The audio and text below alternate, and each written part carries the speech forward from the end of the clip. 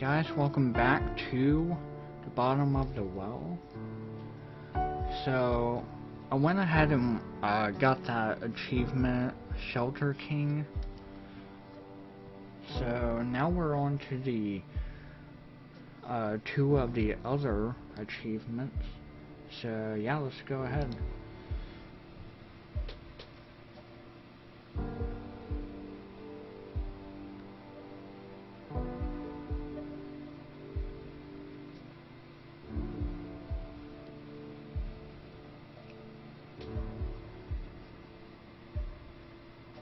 Yeah, sorry for waiting. My recording just said something. Hopefully it doesn't like lag or anything. But anyway, let's do custom.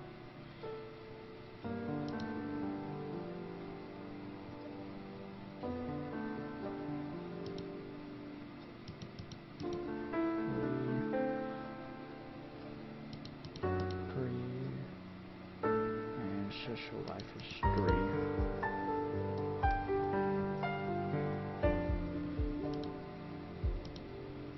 Alright. So yeah, this we've already seen like a million times.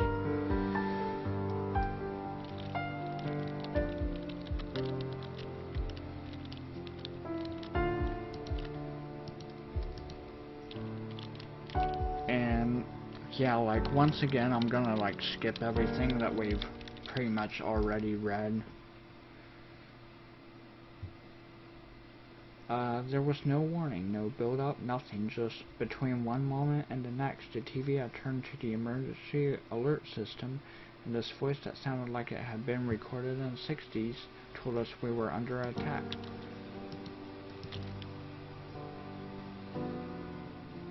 Yeah, I've read that.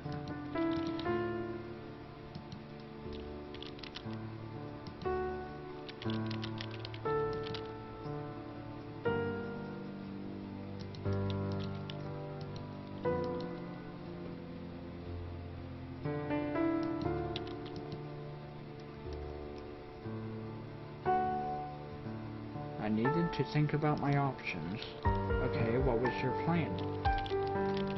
The broadcast kept saying to stay indoors, to keep all windows and doors closed, stuff like that. But what if the stairway got blocked or a fire started or something, and I'd get trapped up there? It didn't feel very safe. And I'd imagine they would hit downtown first, right? Not that you live right in the middle of town, but right. Getting out of town felt like a good idea.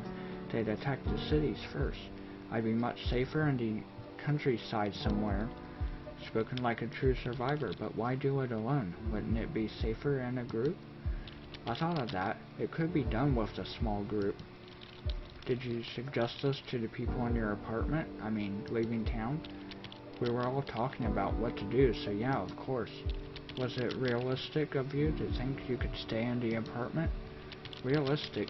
It wasn't like I had been through a lot of apocalypses before. I'm not sure what constitutes realistic. I had about half a pack of ramen noodles in my cupboard, so on that front I wasn't exactly prepared. Sounds like a recipe for starvation. It's not like I had planned the end of the world, you know. Oh yeah, and then I had my trusty radio, of course. I tried it and it worked. It was sending out the same emergency broadcast as the TV. And you call me a Luddite? I still don't know what that word is. You got me there. So what did you do? I decided to try to leave town.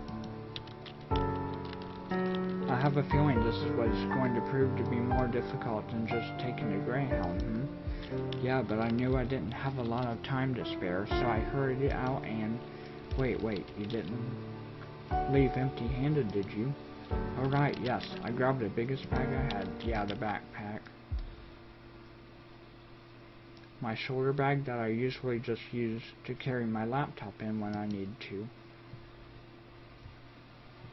Alright, so We finally got the crowbar, since I just did that playthrough and got the achievement. So crowbar and first aid kit is all we're taking.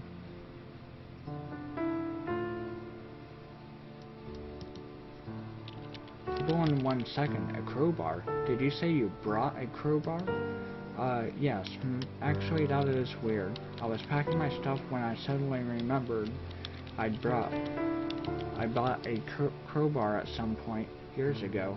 I know it's weird remembering doing something in the future that I will do in the future, because I sure as hell don't own any crowbars. I don't think a lot of people do. It's a pretty specialized tool unless you're a farmer. Well, I did say it was a pretty special drink. And your friends, were they coming? Most of them. I mean, the people watching the movie with me had left, but there were a few who stayed. I didn't know you were such a leader of people. Me neither. Weren't you terrified? Not like you were going camping. My hands were shaking the whole time, but I was kind of working on automatic. I even turned off the TV and the lights before leaving. So, if you weren't planning on sticking around for the bombs to fall, and you weren't planning on going to a shelter to hide from them, what exactly was your plan? Well, we needed to get out of the downtown area fast, which left a few options: the streets. I can imagine they must have been pretty bad. You live centrally, don't you? Yep, and yep, the streets were bad. When we got out the front door, it struck us. Accidents everywhere, gridlocked as far as the eye could see, panic, bedlam, awful. Snow buses, snow metro. Yeah. I think I've read that before. So we're basically trying to find a car.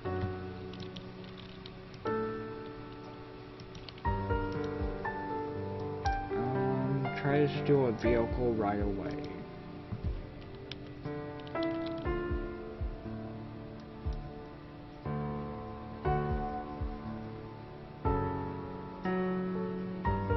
By your description, this seems like kind of a bad idea.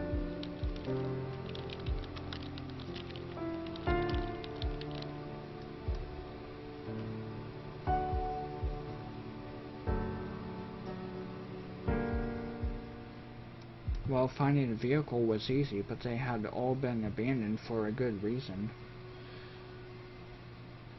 So, they weren't going anywhere. I had to find one we could feasibly get out of there with.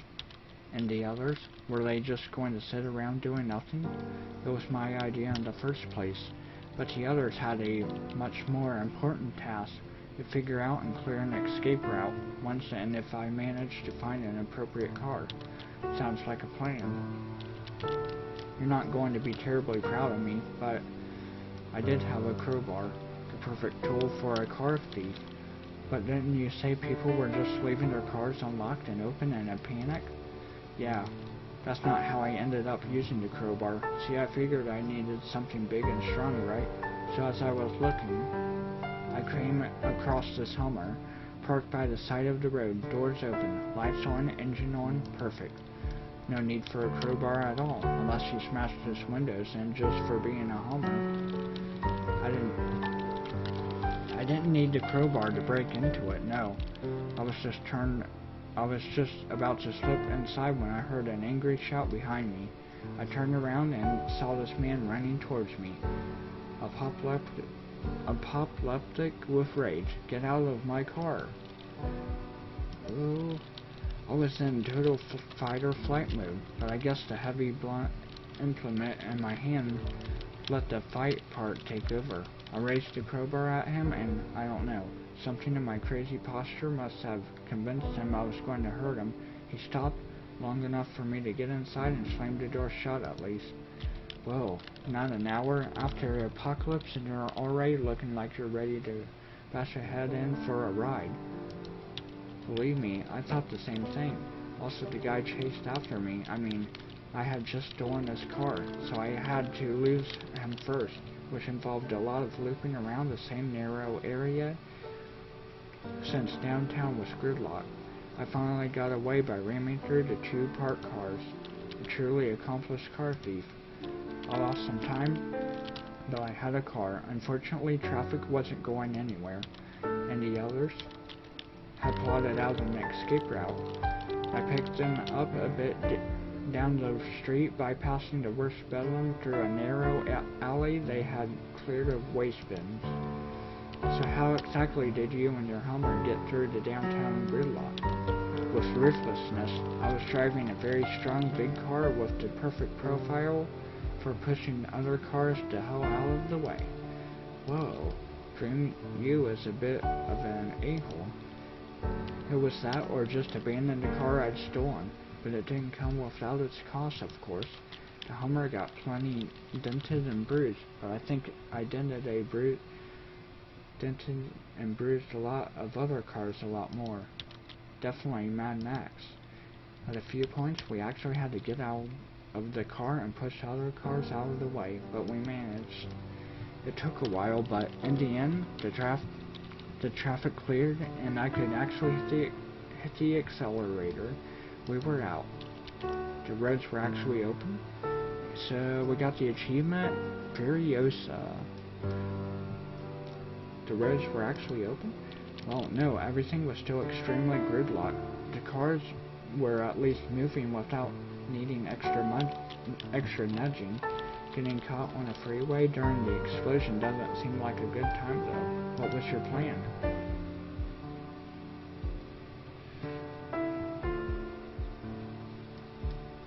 Yeah, so I guess it doesn't matter at this point what we choose. I decided to take the first available exit to find shelter. So what did you find? I was really starting to feel like getting caught outside close to all of these buildings would be a very bad idea. When I saw a subway sign, I immediately headed that way. That was probably not very safe though. I mean, it must have been packed. Well, yes, I got out as close as I could, but that was still a few streets off.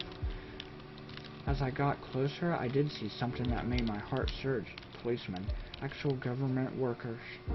They were ushering everyone down below, and people were actually moving in a somewhat orderly fashion. Is your subway system bomb-proof? I have no idea. I was caught in a stream of people either way, and found myself shepherded below ground. It smelled of pee and vomit and body odor, and the crying and shouting made talking impossible. So a regular Friday night at the underground. Funny, anyway, there was actually a semblance of order down there. Policemen were giving people places to sleep, also down on the tracks. Yeah, I've read this.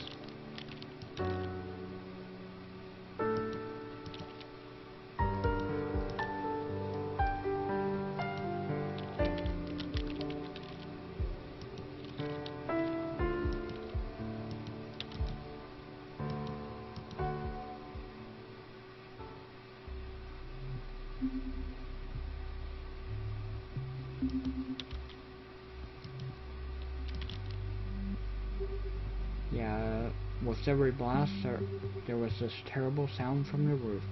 Like it was crying out, small pieces of it rained down with every rumble.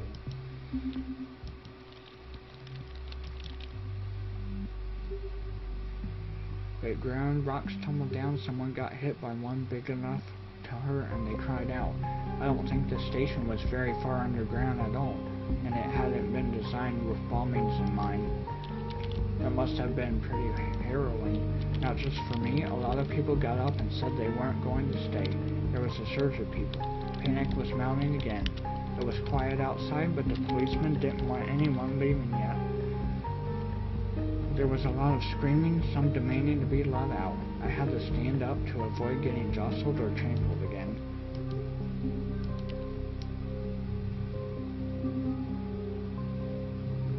Yeah, so that's when the final bomb hit,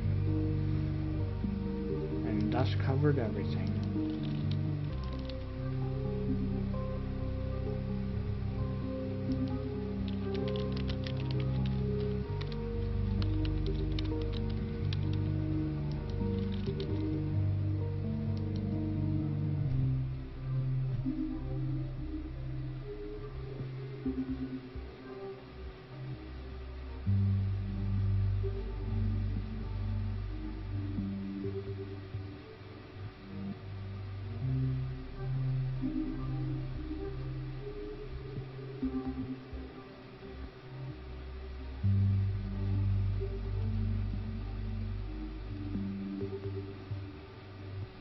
Yeah, I'm just gonna choose whatever.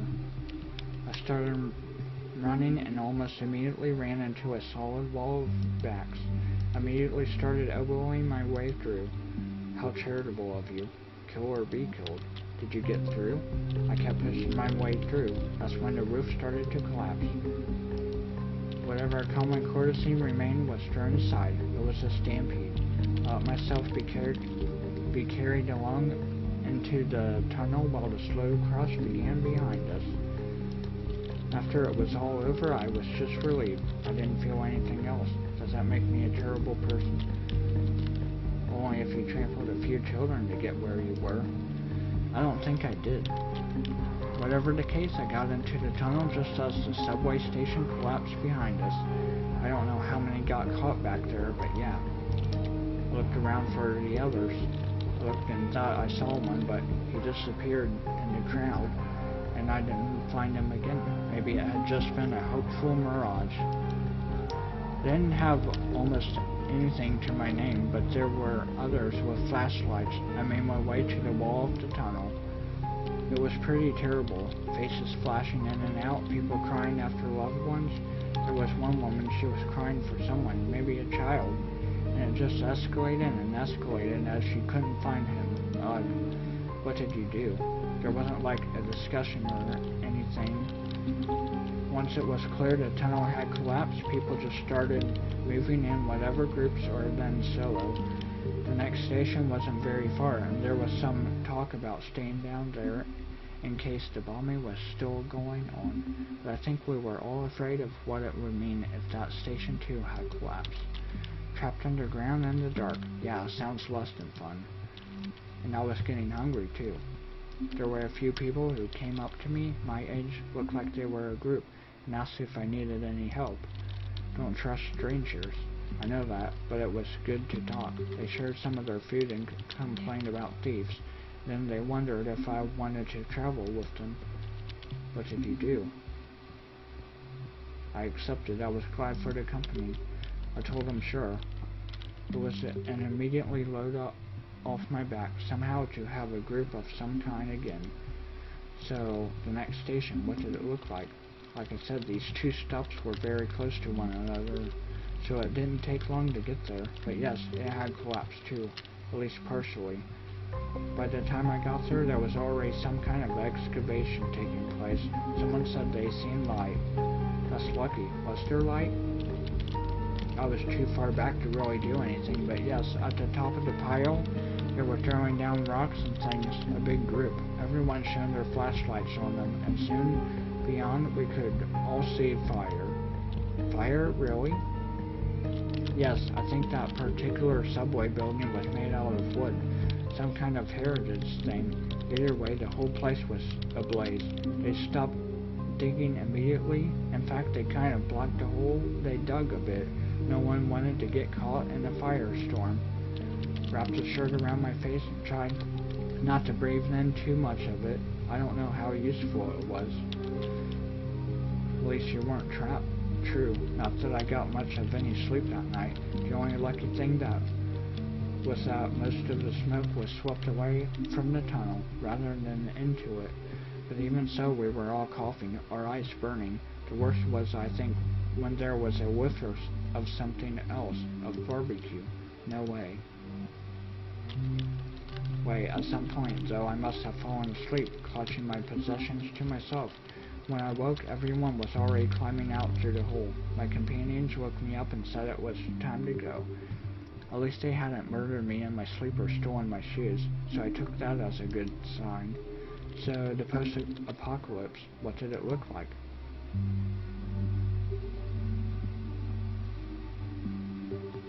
Indescribable. Chaos. I mean, literal chaos. The city is always kind of chaotic, but all the parts stick together. Windows have window panes, doors are attached to doorways, walls make the difference between inside and outside. Now it was hard to tell where the streets ended and the ruins began, so to speak. I don't know what else to say. Did your companions have a plan? No. They were as dazed and confused as I was. But we all felt we had to move away from the center, at least. That's where the danger was.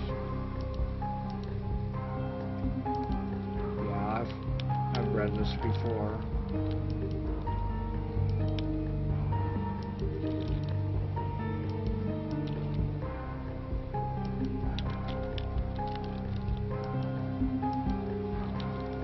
Something else that I noticed is that there's quite a few spelling mistakes in this.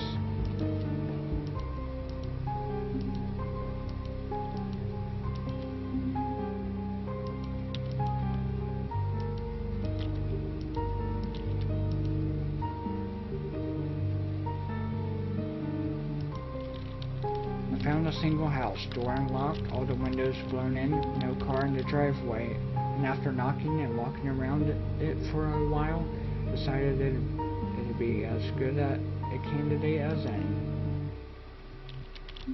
What was life on the streets like otherwise? Well, that was another reason to take shelter. There were a lot of other people about, and not all of them seemed very reasonable. There had been some gunshots earlier, I don't know. It felt very unsafe, and the gray clouds above didn't help. Any food in your shelter? The cupboards had opened and the quakes, and there was a lot of stuff spilled all over the place. But I guess in the main there was enough. I mean, there was ash and dust over a lot of it. That could just be brushed off. Radioactive ash and dust? Yeah, but I was hungry. What choice did I have? Starve or eat something potentially radioactive? So how long did you stay? For as long as those supplies lasted. I don't know how safe the house was from fallout, really. Windows blasted open and all that, but it was probably safer than walking the streets. And as long as we only ate the uncontaminated food, it ought to be okay, I thought. What about the others? Did they have their own food? No, we had to share. All the food I had really did go, and in the end I even had to supplement a bit from the cupboards. I'm sure it was fine. Anyway, you ate through all of your supplies and then I wanted to keep going.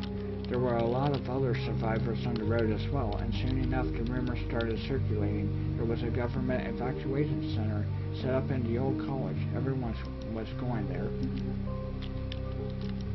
Yeah, so this is pretty much where the dream ends.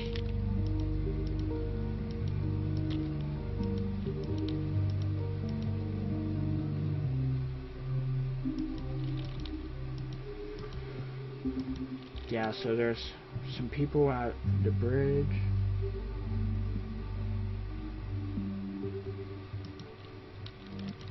Somehow it felt like this kind of thing couldn't be forever.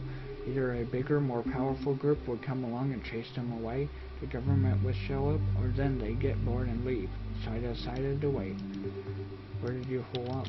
There was actually a parking garage nearby. You could just stroll in and walk up to the upper stories, from where you had a perfect view of the river. Right, not the best cover though. I scouted through it and found a staff area. It was small but empty. Would house us just fine. There was always loot to be had from surrounding buildings, even if not all of it was perhaps the safest. I did a run before settling in, gathering what I could. So, down to wait. How did that go? It's actually not much else to say. Well, I've been feeling it for a long time already, but by then, it just came to an end. I couldn't move anymore. I was too weak. I had to rest, but I couldn't even keep food down. In the end, I couldn't even stay conscious or talk. Radiation poisoning? Yes, of the acute bad kind. I suppose it's lucky I can't really say much more of my last time on Earth. I was too delirious, too out of it, to really notice or realize anything anymore. Maybe some of the others tried to help me, I don't even know. I came in and out of it, but mostly I remembered incredible pain whenever I was conscious. Alright, so yeah, that was pretty much it. So it seems like I can get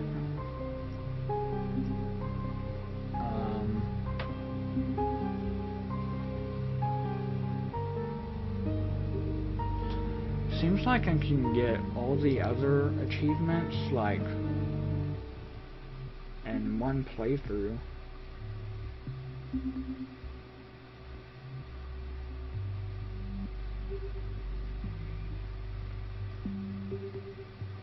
So this might be the end of the game, or like the end of this series.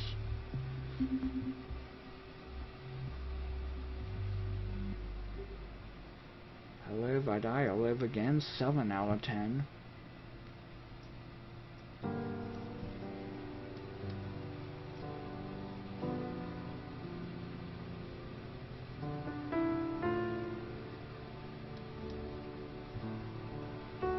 Alright, so yeah, why not? Let's go for it.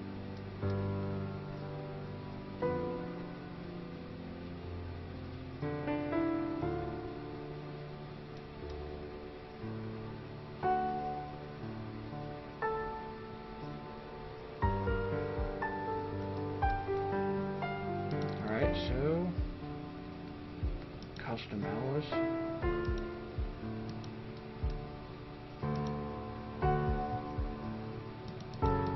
Survival is 3 points, fitness 3 points, supplies 1, and career is 2. Hopefully we get all the achievements during this little playthrough. Yeah, so I'm gonna skip that. And any like dialogue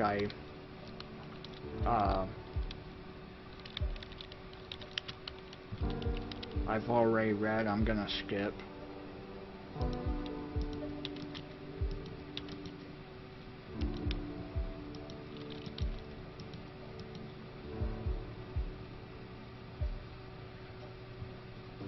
Well, I don't, but I did. I mean, I've been meaning to start working out more, you know. Dreams are all about wish fulfillment, aren't they? Anyway, what happened next? Like I said, the TV suddenly turned on to the emergency alert system.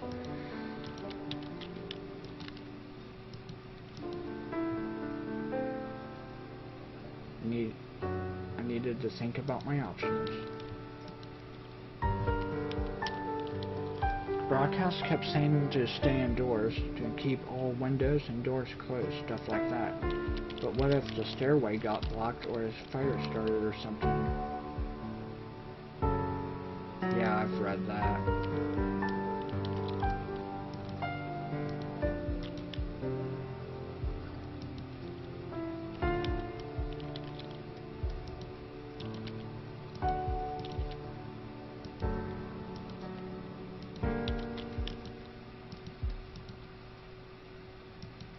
So she's thinking about like leaving town, but instead we're gonna say I decided to try to tough it out at home. I suppose I decided to stay home mostly because that's what the message was telling us to do. It's just the part where you start putting aluminum foil over the windows and prepare your bathtub for extended living. I actually sat down and Googled just that. Fact is that the top stories of apartment buildings might be the safest as far as protection against radiation goes. I don't know about the other effects though. Blast, heat wave, all of that. I guess that's what you need, an underground shelter for total protection. Couldn't your buildings have some kind of shelter? At least on this side of the pond it feels like you can't walk down a block without stumbling on half a dozen bomb shelters. Sadly, no. We never got into the habit of getting bombed during our wars. We're the ones doing all the bombing. Anyway, bathroom it was then. Did you think to bring anything? Alright, yes. I grabbed the biggest bag I had. Yeah, an old backpack. So we're only taking first aid kit and food.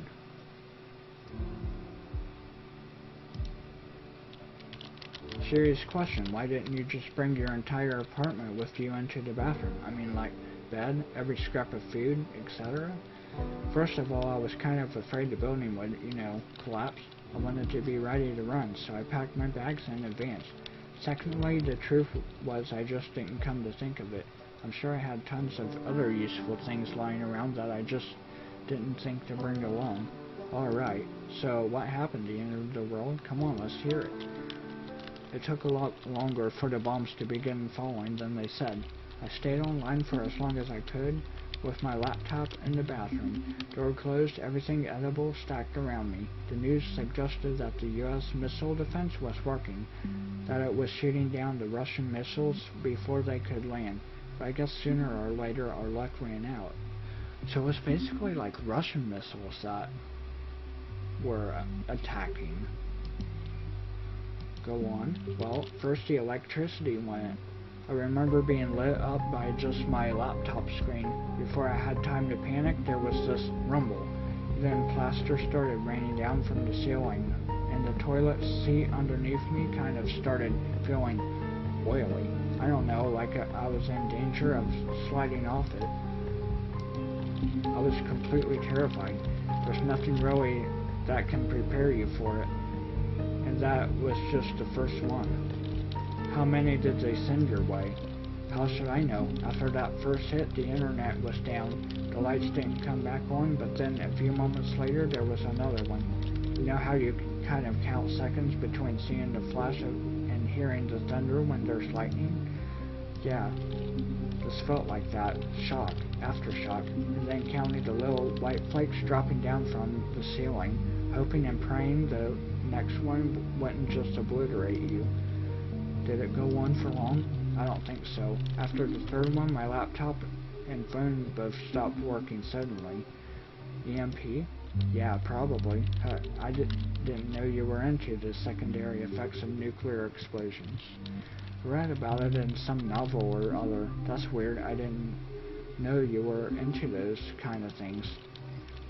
That is kind of weird. Dream me definitely knows more things than real me does, or did.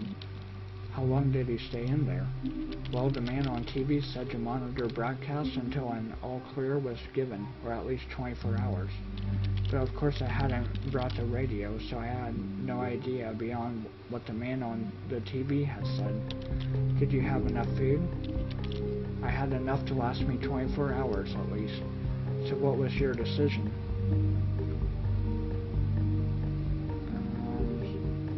Stayed for 24 hours like the man on TV said.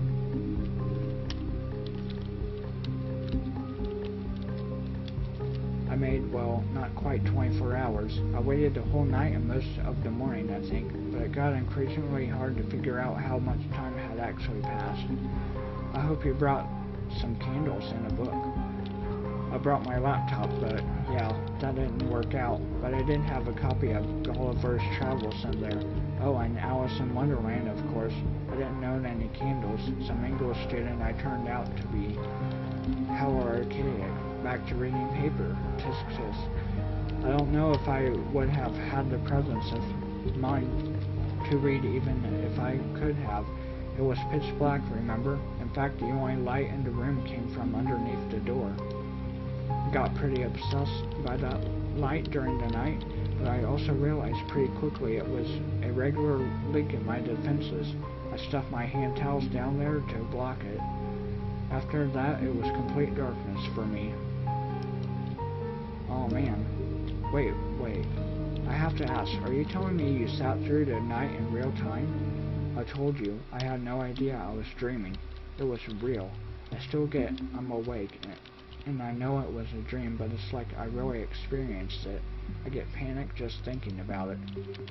I always thought lucid dreaming would be fun. Maybe if you have power. I had none. Did you get peckish? After a while, luckily I had some food, although I had to eat it cold, of course, but it was food. It's not like I felt like having a pizza, but it was good to fill up my belly with something. Comfort eating. Funny. So, after you left the bathroom, what did you see? It actually took me a little while to wrap my head around that. It was still my apartment. You see, all the windows had shattered, so everything was covered in shards. There were books and papers all over, blown around by the wind, I guess, and ash. Ash? Yes. I was in shock, like stepping into another world. I walked across this debris, glass crunching under my feet, to the window. Everything was gray, but I could see the morning sun through the clouds. It was snowing ash. That can't be good. Did the city stand? I think the city was making most of the ash. I could see smoke rising from what little horizon I had visible from my apartment, and it smelled of burnt and smoke outside, but it was also eerily quiet. What did you do? I took a clean handkerchief and tied it around my face. First of all, I don't know how much good it would do against the ash, but it was better than nothing, I guess. I took my bag and left. I double-checked what I had packed and confirmed that everything I hadn't taken with me to the bathroom was ruined, covered in glass or ash, and radiation, presumably. Then I left. Did you need a flashlight? Actually, I could see all right. It seemed like there was somehow enough light to see by. How come? Well, there were a lot of doors on the opposite side of the corridor thrown open, and light was coming from them, which I thought was kind of odd. And I peeked in, calling out a hello, and find myself looking out at nothing. No walls, no floor, barely any roof left. No windows, no people, kitchen cabinets hanging loose above the abyss. That's that kind of thing. And beyond, nothing. Just ruins and fire. The whole downtown area gone. There was this thick, ashy snow falling everywhere, a lot of it drifting inside. A sudden gust suddenly blew a faceful of it at me, and I gasped.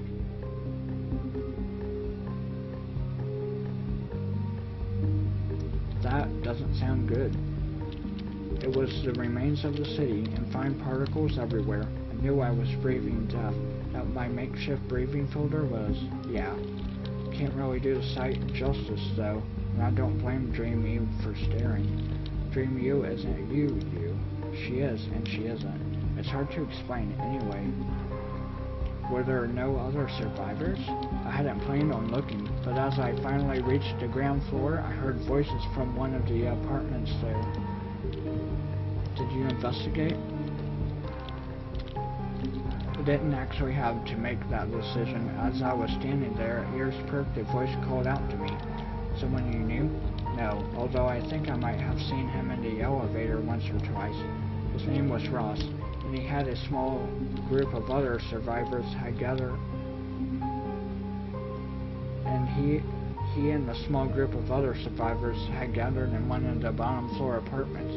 There was a family with 2 kids and an older lady and a janitor. What did you do?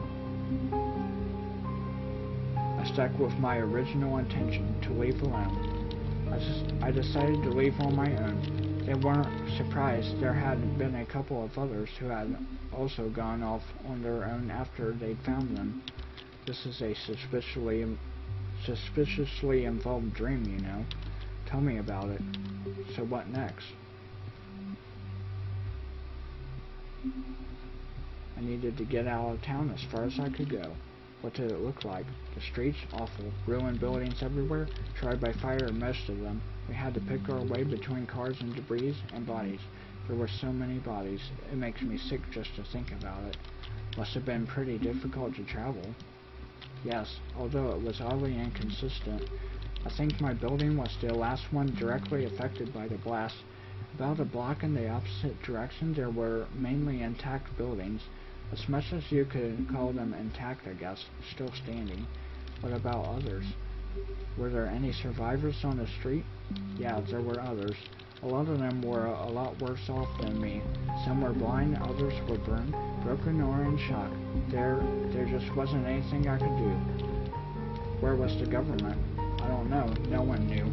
I hadn't heard a single ambulance siren since the event. For all we knew, there was nothing left. Did you figure out where to go? I started coming across survivors soon enough. People like me, some with backpacks, and some with just the clothes on their backs. It was absolutely wretched to see them. Some were staying put, but most were moving. Rumor had it there was an evacuation center set up at the college. What, like your college? Yeah, talk about going back to where you started. Go on, how did it go? It was pretty slow going, and even though I tried to keep out of the black rain, there wasn't all of that much we could do. But at least we had a goal, and others to help us get there. I made a breathing mask out of a spare shirt, although I'm not sure it helped much. So it was real, the evacuation center. Not so fast, there was a slight obstacle still on the way. Oh, what's that? Yeah, the river.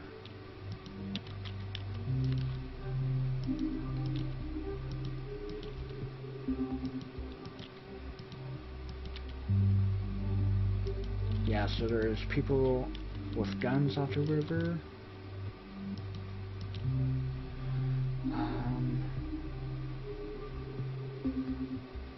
There are other bridges across. I went down river to find one. And what's to say the other bridges didn't have similar setups? Seems like a likely thing to do. I was willing to take the chance. I wasn't going to tangle with a group of armed men, even if I lost some time. How much time did you lose? Well, that's the thing. I walked about a day through incredibly terrible terrain towards the nearest bridge. Quakes had made the riverbank collapse in most places, and the river was for some reason churning, making it impossible to ford. And when we finally arrived, it was broken. Yes, it had collapsed. Oh geez, no hope of getting over. What had collapsed, but not totally. Half of it was dragging in the current, some cars still hanging on by some form of magic. Maybe it would be possible to balance across, but it looked pretty risky. I was so disappointed and tired, though it actually felt like a good idea. How about just backtracking instead?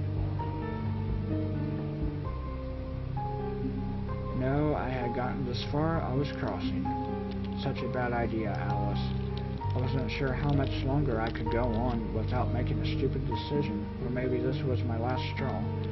What was your plan? Run as fast as I could. My resolve almost failed me when the remnants of the bridge started creaking underneath me.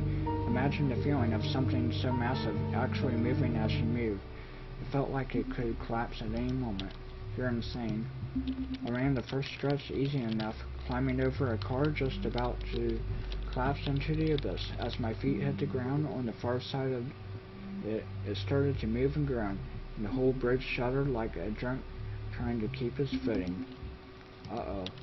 I ran faster. There was a narrow stretch of rebar. I didn't stop. I just balanced out on it like some action hero and ran across. I have no idea how I did that without falling off. Didn't you tell me a story the other day about how you fell off your stepladder in the kitchen when you tried to reach the top cupboard? Dream me is more badass than that. So, did you make it across? Yes, but not without injury. I had almost reached solid ground on the other end when a car started sliding across the towing bridge right at me. It was mangled, charred black, full of jagged edges from having exploded or burned or something.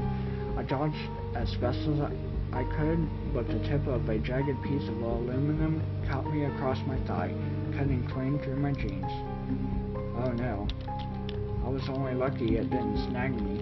I somehow, through pure adrenaline, made it across just as the whole thing collapsed behind me. Ooh, lucky you. I felt so too, for about half a second. What? The wound. It was bleeding profusely. Oh no, did you know how to stem the bleeding? I had my first aid kit. I grabbed it in my pack with shaking hands. It's nuts how fast I started feeling weak once the adrenaline rush passed and made a tourniquet above the wound. Smart thinking. Bringing the kit? Yeah, I was thinking the same. I don't know if it was as much the stuff in the kit as the confidence it gave me that actually saved me, or perhaps the wound wasn't as bad as I imagined. So, achievement unlocked, such a bad idea. Then you called an ambulance. Haha, I wished. And then I rested. After a while, I started limping away from the scene. Didn't you say it had taken you literally days to find even this crossing? And now you were injured. If I would actually have had to limp the whole way, there was no way I could have made it. But I was actually picked up. The first bit of good luck this whole sordid story by a military patrol after less than half an hour. By then I was already ready to lie down and give up. So the government still existed. The evacuation center was real. Yes and yes. They had a medic look to me. It turned out I was mostly fine, and then they dropped me off a block from the college. Said they had reports of some bridge being overtaken by bandits. Ha. Hee hee.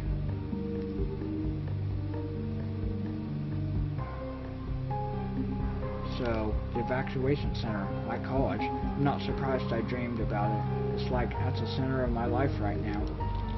It was still in the dream, a big part of my life. That's where I worked after all. Is this the part where the dream turns weird? And yeah, I've read this.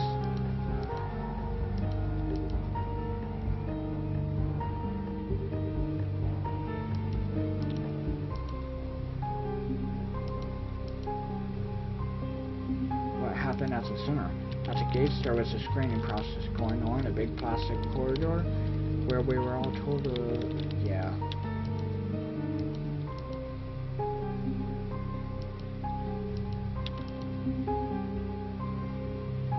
Yeah, so they gave us new clothes.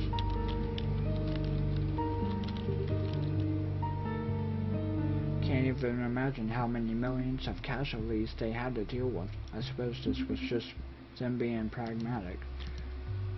What earthly paradise were you led to then? Yeah, they set up shelters in the dorms and lecture halls.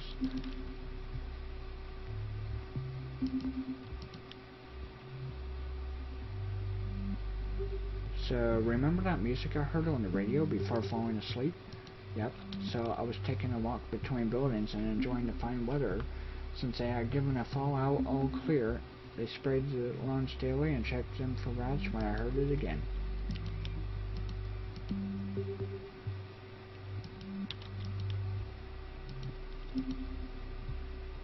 So I think this is where we finally get into the admin building.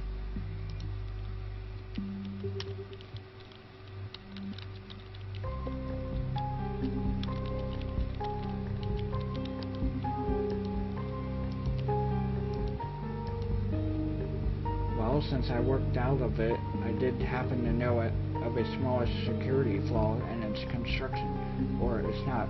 It wasn't actually that I happened to know about it. It was more like I had consciously decided to look for ways to break in when I first started working there, exactly in order to allow myself to get in when I needed to. I am not sure if that makes any sense. You actively remembered in your dream that you had this dream, and therefore changed your life in order to have the keys when you had the dream again, or when it happened in real life? Exactly. This is the weirdest dream, and I've had a lot of weird dreams. Anyway, what's next? Well, the security flaw was that one of the electronic locks on one of the side doors would actually just open if anything vaguely magnetic was passed over it. So I borrowed a metal platter from the cafeteria and swiped myself in. It took all of 3 seconds. Nice. So you got in. Guards? Alarms? No, nothing. Just the music, ever louder.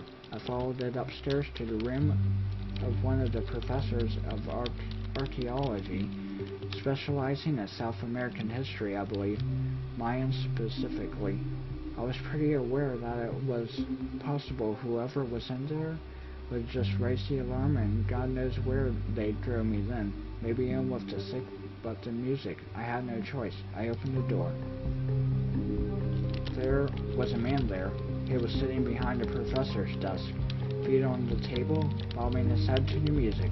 He had a head of white and a thick beard, and was wearing a ratty old band t-shirt and jeans. Around his forehead he had a scarf.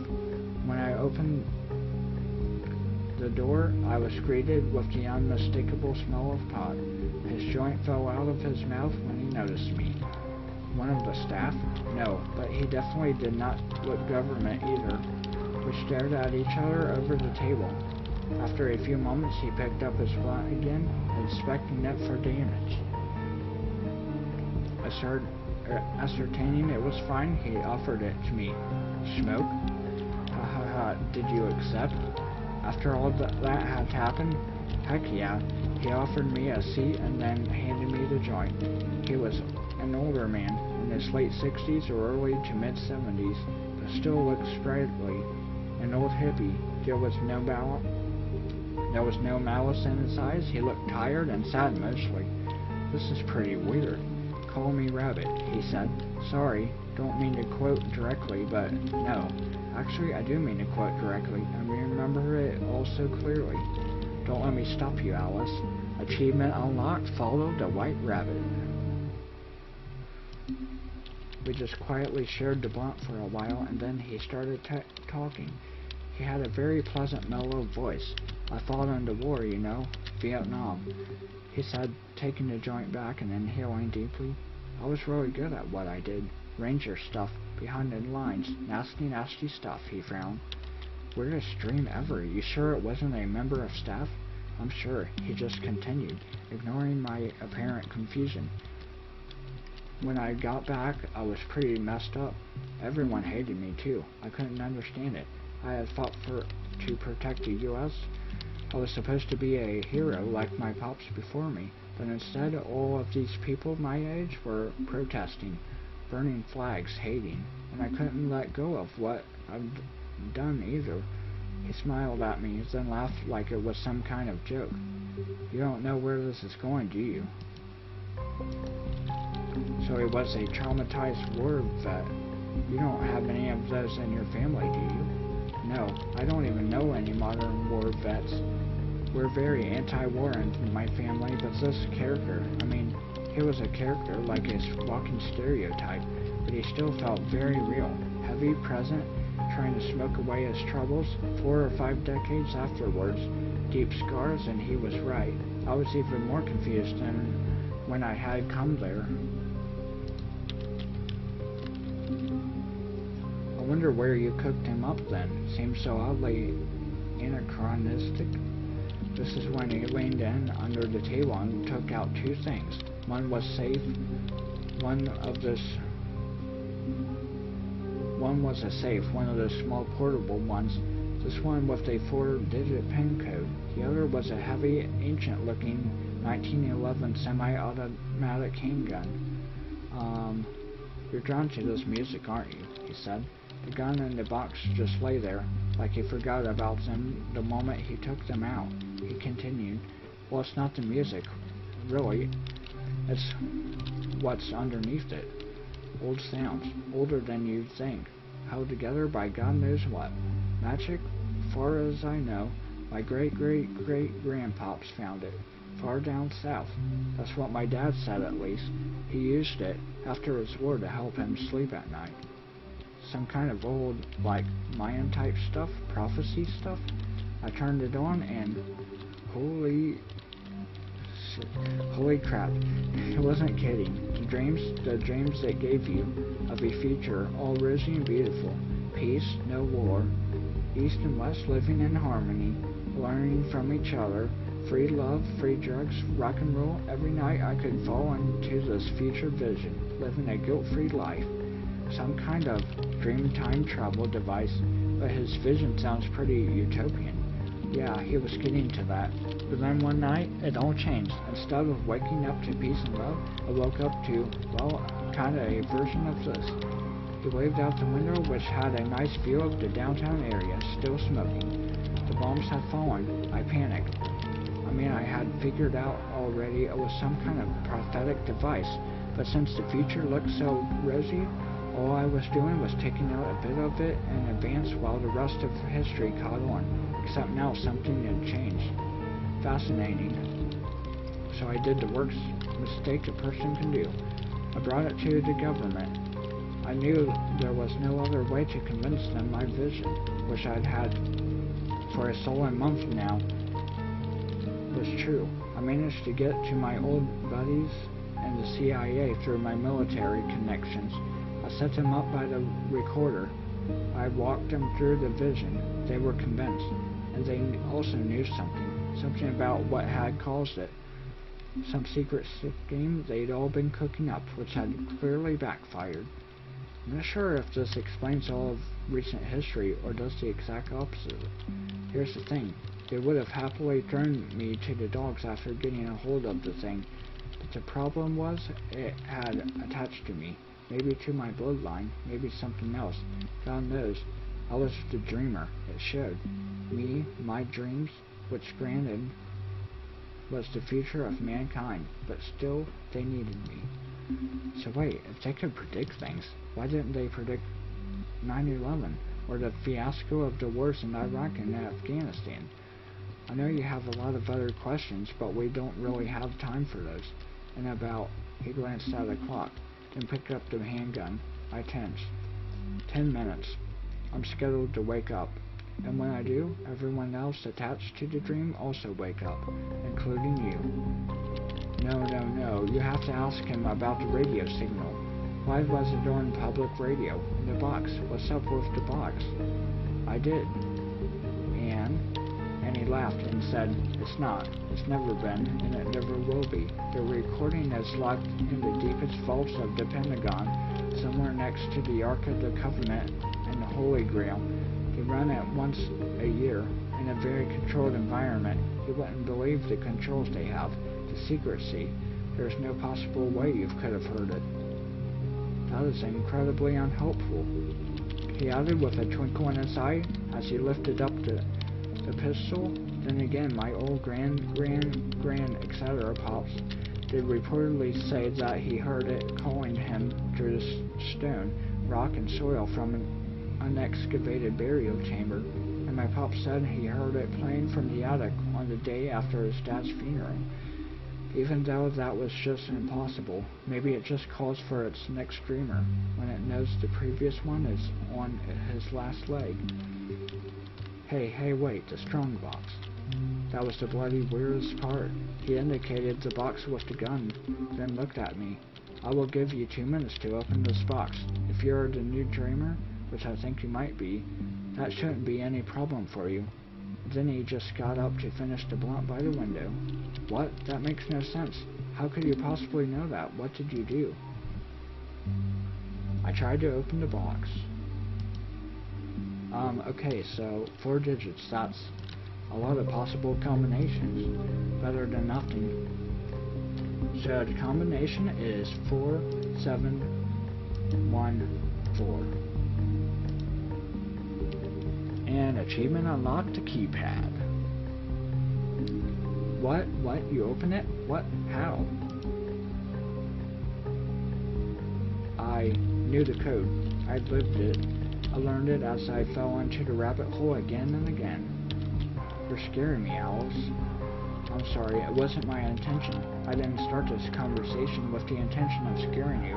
I didn't remember then that what, Alice? What were you going to say? What was in the box, Alice? The box? The box was the test.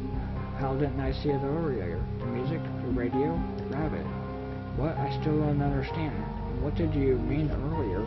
What didn't you remember when we started this conversation? I didn't remember the music. I didn't realize what it meant.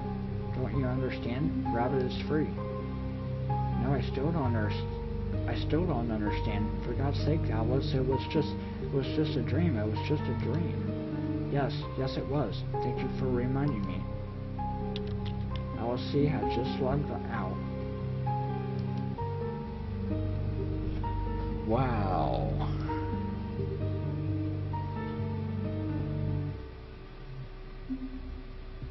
I don't even know what to say about that ending.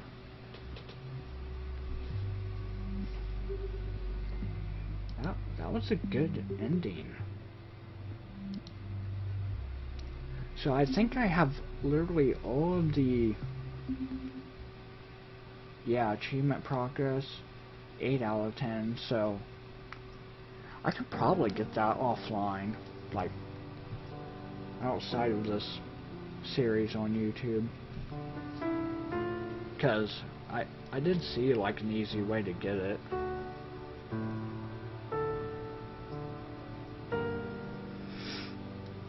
But yeah, anyway, I hope you enjoyed this series. I think that was literally like the best ending. So pretty much like what I'm understanding is that Rabbit Guy is now free, and Alice basically became like the new person in charge of that like music or whatever. And now someone else has to go to her, like end her dream, and free her of this. That's interesting. Anyway, I hope you enjoy the series, and I will see you for the next series that I do, whatever that will be.